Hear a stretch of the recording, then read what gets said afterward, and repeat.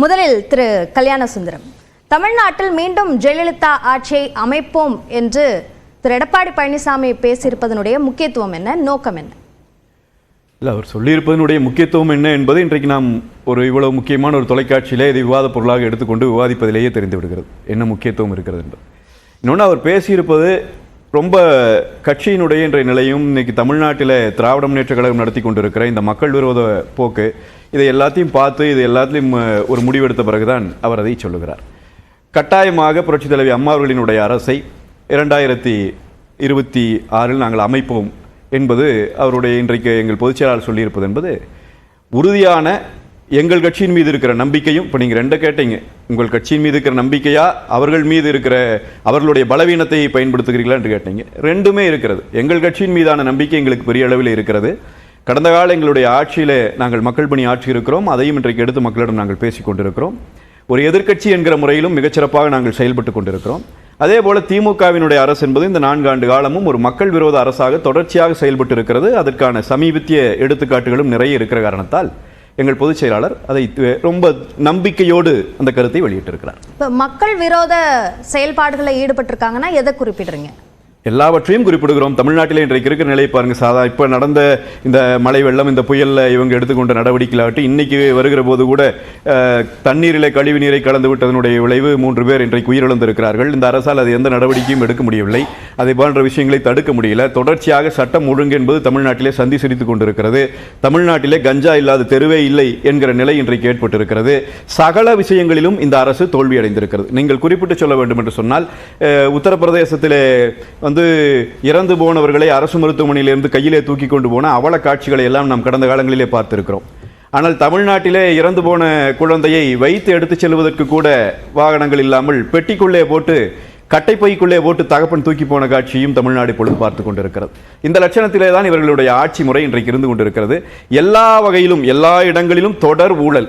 இன்றைக்கு கூட மரியாதைக்குரிய அமைச்சர் தாமு அன்பரசன் அவர்கள் ஒரு செய்தியாளரிடம் மாற்றியிருக்கிறார். ஒரு சரியான செய்தியாளர். அவர் எந்த அச்சமும் இல்லாமல் ஆளுகிறவர்களை கேள்வி கேட்கிறவராக இருந்து ஒரு கேள்வியை முன்வைத்து, எதற்காக தவறான முறையில் நீங்க கோட் பண்றீங்க விலைகளை என்று கேட்டு இன்றைக்கு கூட மாட்டியிருக்கிறார். 15 ரூபாய் மதிப்புள்ள ப்ளீச்சிங் பவுடர் 55 ரூபாய்க்கு கொட்டேஷன் கொடுத்து கொண்டிருக்கிற அந்த நிலை இருக்கிறது என்பதை ஒரு செய்தியாளர் கேட்க அதற்கு அவர் திணறி கொண்டு போகிறார். எனவே எல்லா வகையிலும் தோற்று போன ஒரு அரசாக இந்த அரசு இன்றைக்கு இருந்து கொண்டிருக்கிறது. வெறுமனே போட்டோ ஷூட் நடந்து கொண்டிருக்கிறது. தமிழ்நாட்டிலே இன்றைக்கு இவ்வளவு பெரிய துயரம் நடக்கிற போது குறிப்பிடக்கூடிய இந்த அம்சங்கள் எல்லாம் அப்படியான அந்த அளவிற்கான அதிருப்திகள் இருந்தது அப்படின்னா 2024 40 தொகுதிகளிலையும் வெற்றி என்ற அந்த விஷயத்தை எதற்காக மக்கள் கொடுத்திருக்காங்க? 2024 மக்கள் கொடுத்த தீர்ப்பு தான். அதுக்கப்புறம் இனிமேல் தீர்ப்பே இல்லை, அதுதான் இறுதி தீர்ப்புனா நாம் இதையெல்லாம் பேசிட்டே இருக்க வேண்டிய அவசியம் இல்லை. நம்ம அறிவிச்சு உங்களுக்கு எழுதி கொடுத்துட்டு போயிடலாம். 2024 தேர்தல் களத்திலே என்ன மாதிரியான சிக்கல்கள் இருந்தது, எதனால் வாக்குகள் அப்படி விழுந்தது என்பதை நாங்கள் ஏற்கனவே பல முறை தெளிவுபடுத்திவிட்டோம். அதே மீண்டும் மீண்டும் பேசிக் கொண்டிருப்பது பயனில்லை. கடந்த முறை அப்படி பார்த்தா 2011 எதிர்க்கட்சியாக கூட உட்கார முடியாமல் போன திமுக பிறகு ஏன் 2021 அதிகாரத்துக்கு வந்தாங்கிற கேள்வி வைக்க முடியுமா? ஒவ்வொரு தேர்தலிலும் அந்த தேர்தலினுடைய சூழல்களை பொறுத்து மக்கள் வாக்களிக்கிறார்கள். 2024 இருந்த சூழலை பொறுத்து வாக்களித்தார். நான் இப்பொழுது உங்களுக்கு ஒன்று சொல்லுகிறேன். இவ்வளவு பெரிய தாக்கத்தை அது ஏற்படுத்தி இருக்கிறதா இல்லையா என்பதை இந்த அரங்கத்திலே இருக்கிறவர்கள், இந்த நிகழ்ச்சியை பார்க்கிற மக்கள் முடிவு செய்து கொள்ளட்டும். 7 பேர் திருவண்ணாமலையில் அந்த மண்மூடி வீட்டிற்குள்ளே மாட்டிக்கொண்டார்கள் இல்லைங்களா? அண்ணா திராவிட முன்னேற்ற கழக ஆட்சியிலே தகப்பன் தோண்டிய ஒரு போர்வெல், அந்த போர்வெல்குள்ள ஒரு குழந்தை மாட்டிக்கொண்ட போது தமிழ்நாட்டினுடைய ஊடகங்கள் ஒட்டுமொத்தமாக கதறினார்கள். அண்ணா திராவிட முன்னேற்ற கழகத்தின் அமைச்சர்கள் அத்தனை பேரும் அங்கே இருந்து பணிபுரிந்தார்கள். அன்றைக்கு இன்றிலிருந்து 8 வருஷத்துக்கு முன்னாடியான அந்த தொழில்நுட்ப குறைவுகள் இருந்தது. அப்படியான காலத்தில் அவ்வளவு போராட்டங்கள் செஞ்சோம். 7 பேர் மாட்டிக்கொண்ட செய்தி 1ஆம் தேதி இரவு வந்த பிறகு நான் உங்களுக்கு கொடுக்கிறேன், மக்கள் பார்க்க விரும்பினால் மக்களுக்கும் கொடுக்கிறேன். 2ஆம் தேதி இந்த நாட்டினுடைய பள்ளிக்கல்வித்துறை அமைச்சரினுடைய பிறந்த நாளை சிரித்துக் கொண்டே கொண்டாடி கொண்டிருக்கிறார் இந்த நாட்டினுடைய முதலமைச்சர். 2ஆம் தேதி காலையில் இது நடக்கிறது. அவர்களே பதிவிட்டு இருக்கிறார்கள். மரியாதைக்குரிய ஆசிரியர் வீரமணி அவர்களினுடைய பிறந்த நாளுக்கு நேரிலே சென்று வாழ்த்து சொல்லிக் கொண்டிருக்கிறார் இந்த நாட்டினுடைய துணை முதலமைச்சர். அங்கே அந்த உயிர்கள் போய்கொண்டிருக்கிறது. அவர்கள் மண்ணுக்குள்ளே, மண் மூடிய வீட்டிற்குள்ளே உயிரை பிடித்துக் கொண்டு துடித்துக் கொண்டிருந்த அந்த நேரத்திலே இவர்கள் பிறந்தநாள் கொண்டாடி கொண்டிருக்கிறார்கள். இதே இவ்வளவு தத்தளிக்கிறார்கள் மக்கள். இன்றைக்கு கூட தெருவிலே நின்று மக்கள் சாப்பாடு கொடுங்கள் என்று கேட்கிற கேவலமான நிலையிலே தமிழ்நாடு வைத்துவிட்டு, நேற்றைய தினம் மரியாதைக்குரிய நம்முடைய சுகாதாரத்துறை அமைச்சர் உதயநிதியின் உதய நாள் வாழ்த்துக்களை சொல்லி பொதுக்கூட்டம் நடத்தி கொண்டிருக்கிறார். ரோம் நகரம் பற்றி எறிகிற போது நீரோ மன்னன் பிடில் வாசித்தான் என்று கேள்விப்பட்டிருக்கிறோம் இல்லையா?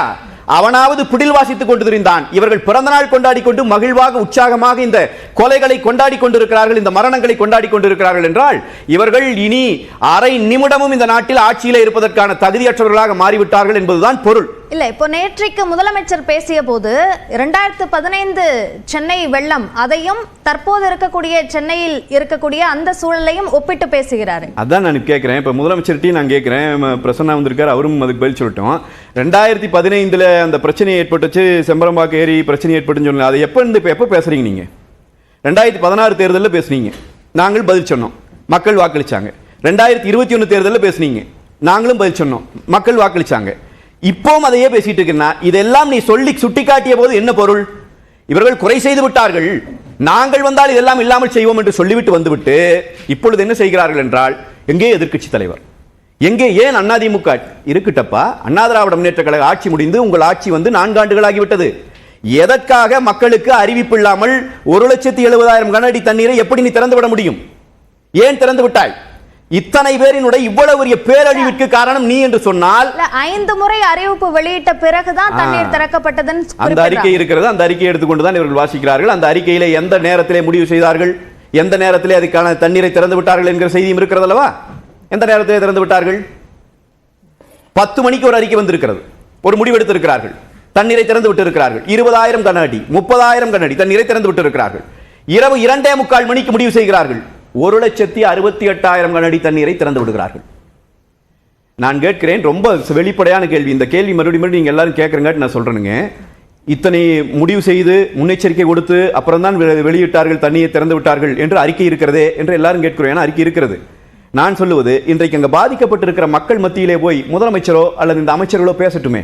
நாங்கள் எல்லா பாதுகாப்பும் செய்து முன்னெச்சரிக்கை நடவடிக்கை, முன்னெச்சரிக்கை அறிவிப்பு கொடுத்து உங்களை எல்லாம் பாதுகாப்பான இடத்திலே வைத்து விட்டு தானே தண்ணீரை திறந்து விட்டோம், எங்களை ஏன் குறை சொல்லுகிறீர்கள் என்று இன்றைக்கு வீடை இழந்து தெருவிலே நின்று கொண்டிருக்கிற அந்த மக்களை பார்த்து இந்த அமைச்சர்கள் போய் பேசட்டுமே. பேசினால் அவர்கள் சேராபிஷேகம் செய்து அனுப்பி விடுவார்கள். அதுதான் நடக்கும். இன்றைக்கு அந்த சம்பவத்தை நான், அந்த செயலை நான் ஏற்றுக்கொள்ளவில்லை. ஆனாலும் கூட அவ்வளவு தூரம் இன்றைக்கு மக்கள் கோபப்படுகிறார்கள் என்றால் அந்த கோபத்திலே நியாயம் இருக்கிறது. முற்ற முழுவதுமாக இந்த அரசாங்கம் முடங்கி போய் கிடக்கிறது என்பதுதான் உண்மை. சரி, திரு பிரசன்னா, இவ்வளவு பிரச்சனைகள் இருக்கு. அந்த அதிருப்தியில அதிமுகவிற்கான வாக்குகளாக அவையெல்லாம் மாறும் என்ற வகையில் தன்னுடைய கருத்தை பதிவு செய்திருக்கிறார் திரு கல்யாண சுந்தரம். உங்க பதில்? நான் சராசரி அரசியல்வாதி இல்லை. அது மாதிரி போகிற போக்கில் நீ ஏன் வந்த நான் ஏன் வந்தேன்னு பேசுகிற அளவுக்கு தரம் தாழ்ந்தும் போய்விடவில்லை. என்னை என் இயக்கம் அப்படித்தான் வளர்த்திருக்கிறது. அம்மையார் ஜெயலலிதா ஆட்சி அமைப்போம் என்று எடப்பாடி அவர்கள், அம்மையார் ஜெயலலிதா மறைந்த நன்னாளில் நாங்கள் இந்த உறுதிமொழி ஏற்கிறோம் என்று அம்மையார் ஜெயலலிதா மறைந்ததை நன்னாளாக கொண்டாடிய ஒரு கும்பல் அம்மையார் ஜெயலலிதா ஆட்சி அமைப்போம் என்று சொல்லுகிறார்கள். அம்மையார் ஜெயலலிதா ஆட்சி சொல்றது சரியான வார்த்தையா? கும்பல் அப்படின்னு சொல்றது சரியான வார்த்தையா? கூட்டம், கும்பல், அது திமுகவின் நாகரிகம். நீங்க பேசுறப்ப நான் ரொம்ப அமைதியா இருந்தேன் கல்யாண சுந்தரம். ஒரு நிமிஷம், நீங்க பேசுறப்ப நான் ரொம்ப அமைதியா இருந்தேன். நீங்க ரொம்ப நீட்டி முழக்கிட்டீங்க, ரொம்ப அமைதியா இருந்தேன். அந்த பக்குவத்தோட எதை வேண்டுமானாலும் நீங்க வாந்தி எடுத்ததை விட மோசமா நான் இல்ல. நீங்கள் பேசினீர்கள், நான் அமைதியாக இருந்தேன். இது எனக்கான நேரம். எல்லா வார்த்தைகளையும் ஏற்றுக்கொள்ள முடியாது. இல்ல, நீங்க டிக்டேட் பண்ண முடியாது. இது எனக்கான நேரம். அது என்ன வேணா நீங்க டிக்டேட் பண்ண முடியாது. நீங்க என்ன டிக்டேட் பண்ண முடியாது. என்ன இன்டர்ஃபியர் பண்ண கூடாது. இது எனக்கான நேரம். அந்த குறைந்தபட்ச கண்ணியம். நீங்க இவ்வளவு நேரம் வாந்தி எடுத்தீங்களே, இவ்வளவு நேரம் நீட்டி முழக்கிட்டீங்களே, எவ்வளவு அழகான கண்ணியமான வார்த்தையா? இப்படி திமுக நாகரிகம் நீங்க என்ன எனக்கு நாகரிகம்? அவர் அமைதியாக இருந்தார்.